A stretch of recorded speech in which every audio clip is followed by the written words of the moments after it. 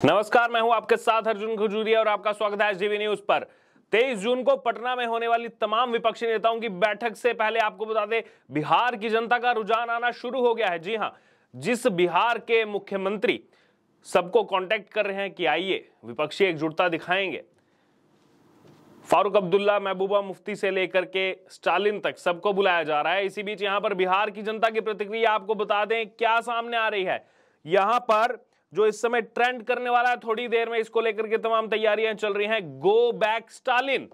जी हां, स्टालिन मुख्यमंत्री हैं, तमिलनाडु के डीएमके के नेता हैं, कांग्रेस के साथ कोलिशन में सरकार है।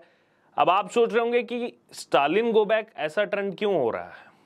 उसके पीछे कारण यह है कि मनीष कश्यप, जो अपने आप को सन ऑफ बिहार कहते हैं, और केवल ना ही सिर्फ मनीष कश्यप बल्कि तमाम बिहार के युवा, बिहार के बुजुर्ग, उनसे जब आप बात करोगे तो वो उनको सच में सन ऑफ बिहार मानते हैं, मनीष कश्यप को। और पिछले एक लंबे समय से मनीष कश्यप तमिलनाडु की जेल में बंद है।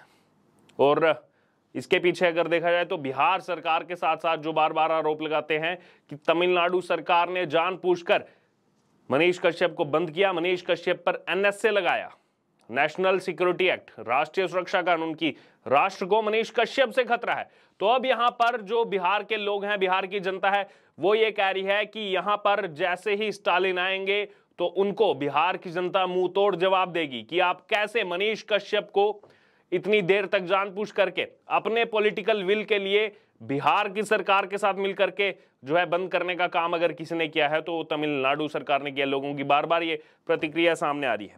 इसी को लेकर के अजीत झा हैं, वो यहां पर लिख रहे हैं कि 23 जून को स्टालिन पटना आ रहे हैं। उसी तमिलनाडु के मुख्यमंत्री हैं जिसने सन ऑफ बिहार मनीष कश्यप को एनएसए लगाकर कैद कर रखा है। बिहार के लोगों को अपनी भावनाओं से उन्हें परिचित कराना चाहिए, ऐसा मनीष कश्यप के माता पिता के नेतृत्व में होना बेहतर होगा। देखिए, लोगों की तरफ से यह भी मांग की जा रही है कि बिहार के लोगों की जो भावनाएं हैं वो उससे परिचित कराना होगा स्टालिन को। और साथ ही साथ ये भी मांग कर रहे हैं कि खुद अगर मनीष कश्यप के माता पिता इसको लीड करेंगे अगर पटना के अंदर, तो ये ज्यादा बेहतर होगा।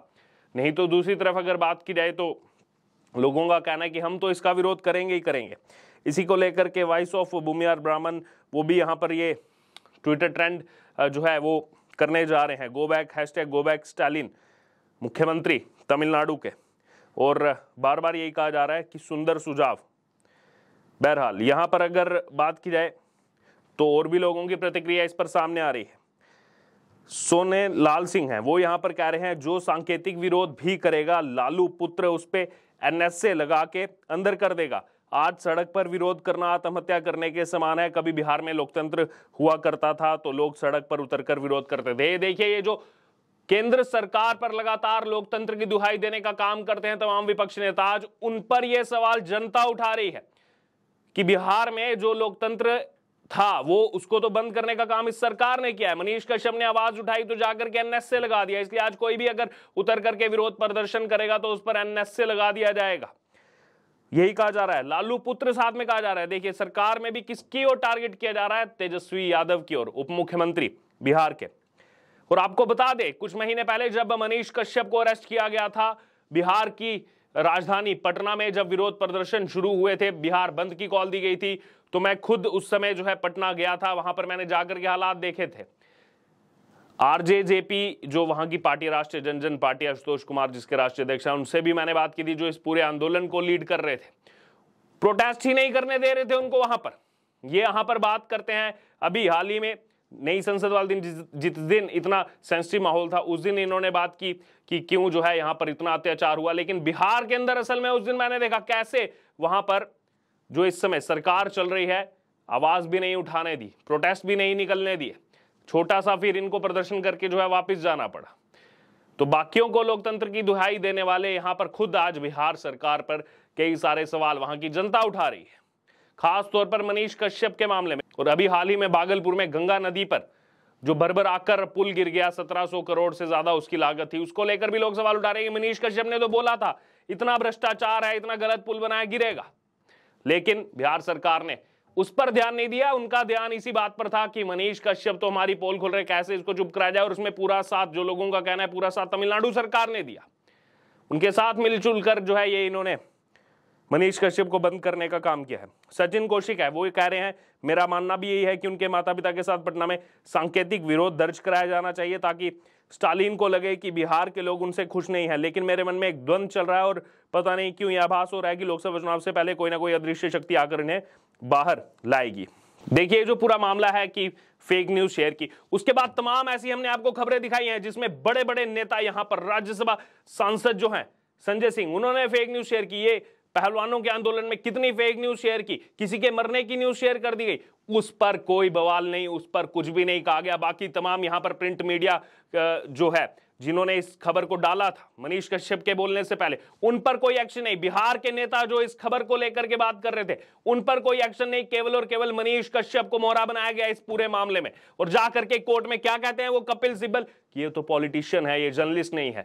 डर है इनको उस मनीष कश्यप से, जिसको अगर बात करें तो जिस मनीष कश्यप ने अकेले यहां पर सरकार के खिलाफ खड़ा होने की हिम्मत दिखाई थी। उसके बाद आशुतोष सिंह है, वो यहां पर लिख रहे हैं कि आपको लगता है ये सच में स्टालिन ने किया है? ये आइडिया तेजस्वी यादव का था और उनकी टीम का था और ये पूरा पॉलिटिकल गेम है जिसको ये दोनों खेल रहे हैं। देखिए ये इसमें ये कहा जा रहा है कि स्टालिन का विरोध आप कर रहे हैं, लेकिन केवल इसमें स्टालिन शामिल नहीं है, ये तेजस्वी यादव और उनकी पूरी टीम ने करवाया है। और ये यही चीजें करते हैं। जब आचार्य धीरेन्द्र कृष्ण शास्त्री आने लगे पटना, तब भी तेज प्रताप यादव, तेजस्वी यादव के ही भाई, लालू यादव के बेटे, उन्होंने क्या कहा था, देखेंगे कैसे यहां कार्यक्रम होगा, एयरपोर्ट पे पूरा हम जो है लगा देंगे लोगों को। क्या हुआ उसके बाद सबने देखा। अब तक के इतिहास में आचार्य धीरेन्द्र कृष्ण शास्त्री, जिनको बागेश्वर धाम वाले बाबा के रूप में भी जाना जाता है, सबसे बड़ी अगर कहीं कथा में लोग पहुंचे तो वो पटना में 10 लाख लोग पहुंच गए थे। तब कहां गए थे तेज प्रताप यादव? राणा निशांत सिंह, वो यहां पर कह रहे हैं तेजस्वी और नीतीश ने करवाया है अंदर, पहले उनको बिहार के लोगों को अपनी भावनाओं से परिचित कराना चाहिए ना। तो लोग ये भी कह रहे हैं कि ठीक है, स्टालिन से तो आपको यहां पर दिखाना होगा स्टालिन को कि क्या भावनाएं हैं बिहार के लोगों की, जो मनीष कश्यप को बंद किया गया। लेकिन उससे पहले साथ ही साथ बिहार की जो सरकार है, नीतीश कुमार हो, तेजस्वी यादव हो, उनको बिहार के लोगों की भावनाओं से अवगत करवाना बेहद जरूरी है यहां पर। तो ये देख सकते हैं आप, लगातार लोगों की प्रतिक्रिया सामने आ रही है। जो पटना 12 जून को पहले बुलाया गया था विपक्षी नेताओं की बैठक को, उसके बाद 23 जून को बुलाया गया। अपने अपने एजेंडे लेकर के बाकी विपक्षी जो पार्टियां हैं वो तो वहां पहुंच रही हैं, लेकिन अब उनको सामना करना पड़ेगा बिहार की जनता के एजेंडे का भी। एजेंडा वो जिसके तहत मनीष कश्यप को लगातार बाहर जो है यहां पर जमानत देने की बात चल रही है, लेकिन जमानत मिल नहीं रही है। एनएसए यहां पर लगा दिया गया मनीष कश्यप पर। तमाम यहां पर बिहार के अंदर अगर हम देखें या फिर बाकी राज्यों में देखें, वहां पर जो हिंसा होती है उनके लिए तो कुछ नहीं कर पाती, ना तमिलनाडु सरकार और ना ही ये बिहार सरकार। हाल ही में जब मनीष कश्यप को अंदर किया, उसके बाद हमने देखा किस प्रकार से वहां पर जब नवरात्रि चल रही थी, जब वहां पर रामनवमी की शोभा यात्रा निकल रही थी, कैसे वहां पर हिंसा, उन पर क्या अब तक कोई एक्शन लिया है नीतीश सरकार ने? उनको क्या यहां पर किसी प्रकार का दंडित किया गया है? उनको क्या चिन्हित किया गया? उनमें से किसी पर एनएसए लगा हिंसा भड़काने के लिए? नहीं लगा। लेकिन मनीष कश्यप, जिससे डर है इस बिहार सरकार को, उस मनीष कश्यप को अंदर करने का काम इन्होंने किया है।